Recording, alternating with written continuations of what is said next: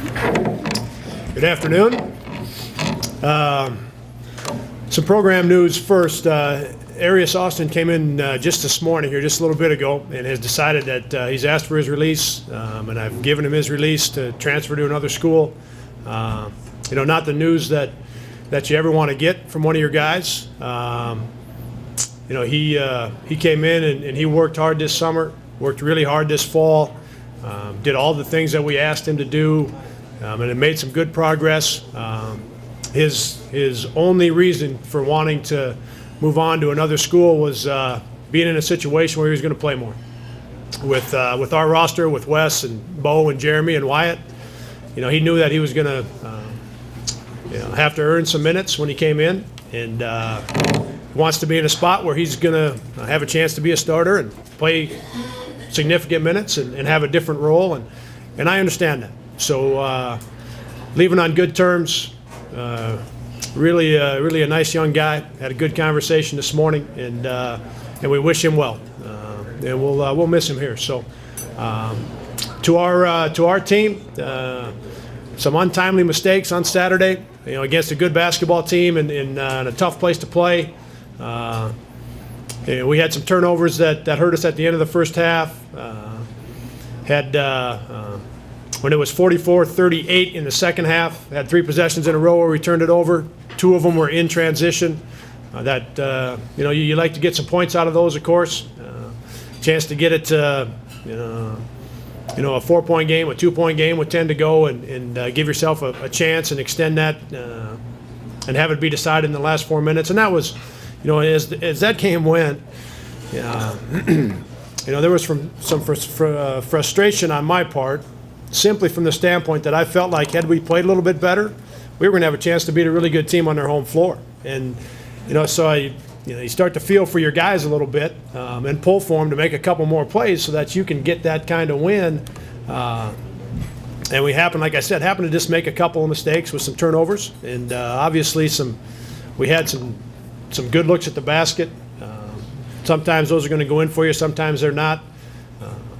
But I like that. We blocked out better than what we did against George Mason. We defended better. We took some things away from New Mexico. So there were some positives in that game.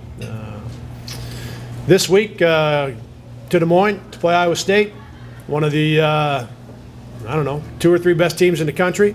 I watched them quite a bit yesterday on film. I watched them live on TV last week against Iowa. So I've seen plenty of those guys. And they're really good. They're deserving of their ranking. They've got a great group. They do a lot of good things at both ends of the floor. Coach Prohm is doing an excellent job with those guys.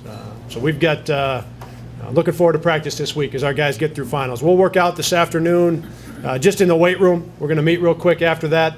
Then we're off tomorrow, so the guys have got some time to study and take care of their finals. We'll get back Wednesday, and that's when we'll really get into our practice stuff and into our preparation. Will be Wednesday afternoon, so we'll have Wednesday, Thursday, and Friday before we get on the bus to go down there. So that our guys have some time to study and take care of their finals here early in the week. All right, with that, I would take any questions. With the loss of Austin, do you consider bringing a red shirt off one of those guards like Haldeman? Or? I thought about it briefly, Gary, after Arias and I talked this morning, but my answer is no. We're into game number 10. We're all the way through, with the exception of Iowa State in our tournament. We're through our entire non-conference. So, the answer is no. We'll go with the guys that we've got. How do you deal with depth then because of that? Because you're not super deep like they were last year. Right. Yeah, and we that. My guess is, Jeremiah, that'll prove to be a challenge as we go forward, right? I mean, the numbers are what they are right now. We had 10, and now we've got 9. So we'll, I think one of the things, and I haven't had a lot of time to process all of it yet, but it just means the 8 guys, and in particular the 4 guys that weren't playing as many minutes are going to play more, and there may be some different combinations that we haven't seen yet. And again, I haven't had a lot of time to go through it, but Ted and Ben on the floor together, and having Paul play the small forward if Jeremy's in foul trouble instead of going the other way. Those things are all in play now, and as we've talked about and as we've seen, the 5 guys that are back from last year, they've played well, and we know how good they are. And Ben and Clint and Ted have all had their moments. They've all had times where they've played very, very well, and they've had some times where they haven't played as well. And now they're going to get some more minutes, and the more guys play, the faster they get better. So we'll just see. I think those guys playing more, and we'll see some different lineups. Do you see Robbie Kennard able to play a few minutes? Yeah, we'll see. Obviously with one less guard, he's going to need to know exactly where we're at. He's still got some things he's going to have to that he's got to get better at, Garrett, before he's in a position to push Wyatt and Bo and those guys at that spot. So we'll see. What about